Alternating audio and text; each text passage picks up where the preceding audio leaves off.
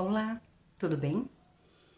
Hoje o nosso papo vai ser algo bem íntimo, bem diferente. E por isso eu trouxe vocês aqui para um cantinho da minha casa que eu gosto demais. Eu tenho falado bastante e tenho trabalhado bastante com a questão de organização de casa, hábitos, atividades domésticas, tarefas domésticas. E com o passar dos dias, e eu estando na minha própria companhia durante muito tempo, nos últimos dias, nos últimos meses, tem me motivado a pensamentos que eu vinha negligenciando durante algum tempo. E um deles, que tem martelado muito na minha cabeça e eu queria compartilhar com vocês, é situações geradas por nós mesmos dentro da nossa casa que provocam grande estresse. E hoje eu gostaria de falar com você sobre casais. Casais, né? Dois indivíduos que se unem com o propósito de manter um relacionamento amoroso. Casais, né? Quando nós conhecemos uma pessoa, e isso o ser humano tem essa característica. Quando nós conhecemos uma pessoa e essa nos desperta certo interesse, é natural que nós busquemos nela coisas, semelhanças, características e atitudes que sejam parecidas com a nossa personalidade, o nosso comportamento e o nosso perfil. Por que isso? Né? Por quê? Será que aquela máxima de os opostos se atraem não é verdade? Pode ser. Por que o ser humano tende a fazer isso? Isso é muito natural. Nós temos a tendência a pensarmos que nós nos conhecemos muito bem, profundamente. Isso é natural. E nos conhecendo muito bem, se nós encontrarmos um parceiro ou uma parceira que tenha as nossas características, que se assemelhe ao nosso comportamento, vai ser muito mais fácil lidar com esse indivíduo, não é verdade? Então eu busco no outro algo meu, porque eu sei como lidar com isso, eu já estou acostumada, né? Eu vou ver o meu espelho naquela pessoa. E isso chama-se o quê? Zona de conforto, né? A zona de conforto faz com que nós não queiramos nos expor ao desconhecido. Aquela coisa, aquela instabilidade, aquela incerteza de agradar o outro ou não. Então, facilmente isso é detectado dentro de um casal, dois parceiros, duas pessoas que se conhecem e têm o propósito de manter um relacionamento amoroso. O outro, em contrapartida, percebe que se ele for o mais parecido possível com o seu companheiro, ele vai ter aquela aceitação. Então é um jogo que ambos estão jogando. Ambos sabem que estão jogando para o seu próprio bem, para o bem do outro, para o bem da relação. Isso está errado? Daí vocês vão me perguntar, mas isso tá... Não tem nada de errado. Isso é natural do ser humano.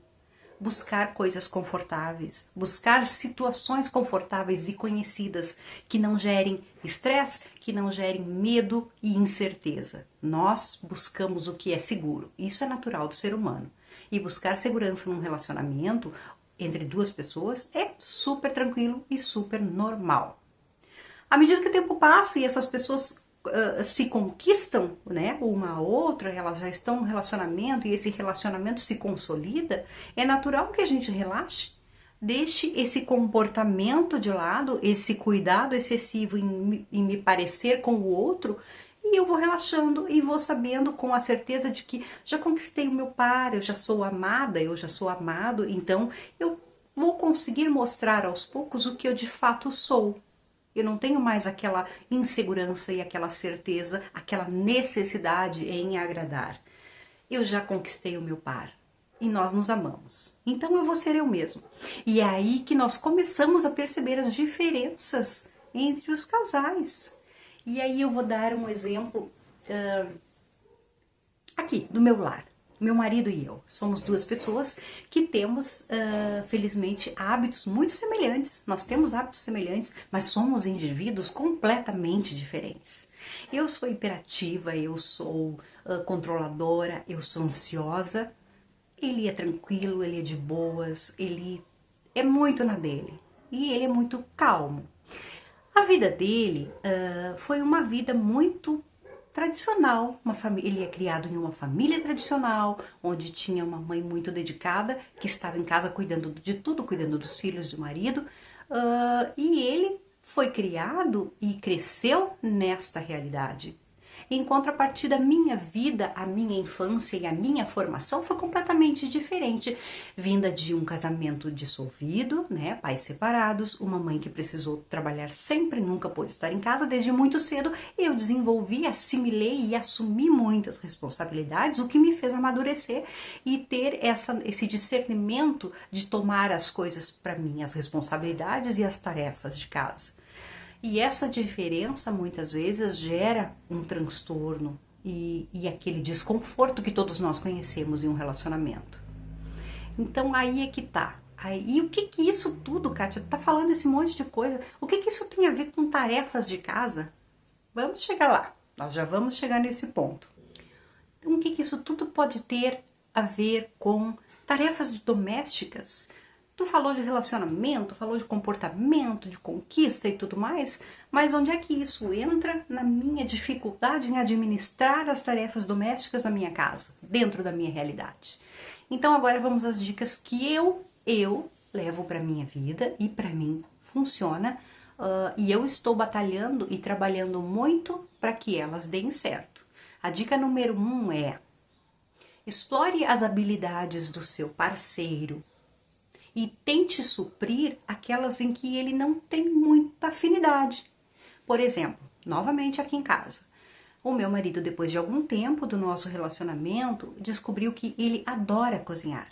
E ele faz isso muito bem, ele faz com prazer, ele gosta de se dedicar à cozinha, de fazer receitas, ele gosta muito disso. Eu já não sou uma apaixonada pela culinária, não é a minha vibe. Eu gosto de outras atividades domésticas, bem mais do que a cozinha propriamente. Então, qual é o nosso acordo intrínseco? Ele cozinha e eu tomo conta das coisas em que ele não tem tanta habilidade.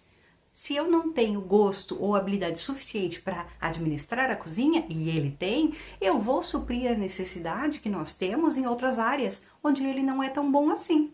E assim a gente vai administrando as nossas diferenças e tirando proveito delas, de forma que a gente não crie uma situação tensa de estresse, de desconforto e de frustração todas as vezes em casa.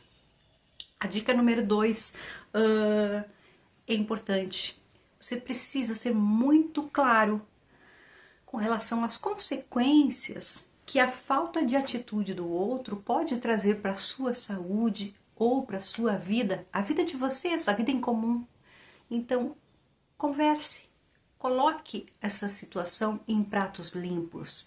Explique que se você se sobrecarregar, muito provavelmente vocês não vão conseguir seguir adiante. Você vai assumir coisas que não consegue dar conta e não deve dar conta de tudo, ninguém deve.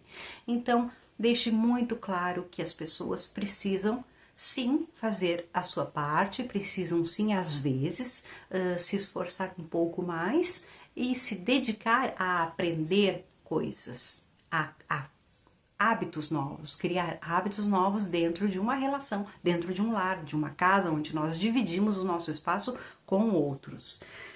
A dica número 3 é muito importante também. Não tente medir os esforços do outro.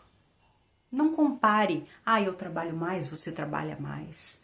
Isso vai gerar muita tristeza entre o casal, na relação, e muita frustração. Isso mata um relacionamento. No momento que você começa, a cada oportunidade, a cada discussão, a cada momento, jogar na cara do outro que eu faço mais, você faz menos e tudo mais, o relacionamento de vocês se torna uma disputa para saber quem é mais eficiente e vocês esquecem o propósito, que é entre milhões de pessoas vocês se escolheram, estão juntos. Então, existe um propósito muito maior. É preciso preservar esse propósito. Isso é importante.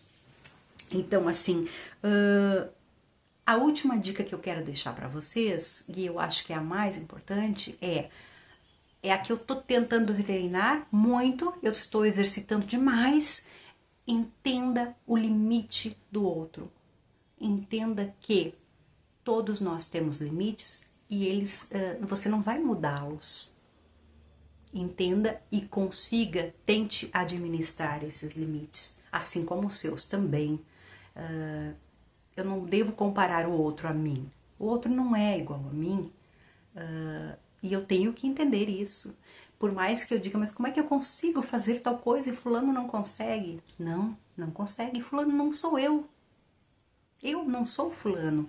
Então, assim, ó, não compare. E tente entender esse limite. Porque a única coisa que vai acontecer é, se você ficar testando esses limites e tentando uma elasticidade nesses limites que eles já não comportam mais, você vai adoecer, você vai destruir seu relacionamento, você vai se destruir. Então, isso é o mais importante. Entenda os limites do outro, os seus e os limites da relação. É o mais importante. Então, assim, com relação às atividades domésticas, os cuidados com a casa, aos poucos a gente vai, ao longo da vida, nós vamos desenvolvendo algumas técnicas, mas a sabedoria que vem da nossa vida, da nossa história, da nossa existência, essas são muito fundamentais e muito importantes para que a gente consiga descobrir o nosso método, o que dá certo para nós, na nossa vida, na nossa casa, nas nossas relações. Então, eram essas as dicas que eu gostaria de deixar para vocês hoje e eu espero que vocês entendam, possam refletir um pouquinho mais a respeito de tudo isso que eu falei. E se vocês acharem que faz algum sentido, deixem um comentário aqui abaixo, porque essas conversas às vezes elas se fazem necessárias, elas têm uma importância porque muitas vezes nós vamos guardando as coisas que nós vamos descobrindo e não dividimos com ninguém. E às vezes tem tanta gente passando pelas mesmas dúvidas, os mesmos dilemas, e a gente pode se ajudar, falar a respeito às vezes ajuda muito. Espero que vocês tenham gostado. Se vocês não forem inscritos no canal, eu convido que se inscrevam. Fiquem por aqui, nosso grupo está crescendo, felizmente, e se vocês quiserem deixar um like, vai ajudar demais o canal, porque o YouTube vai entender que nosso tema e o nosso conteúdo é relevante e vai entregar a cada vez mais pessoas. Até o próximo vídeo. Tchau!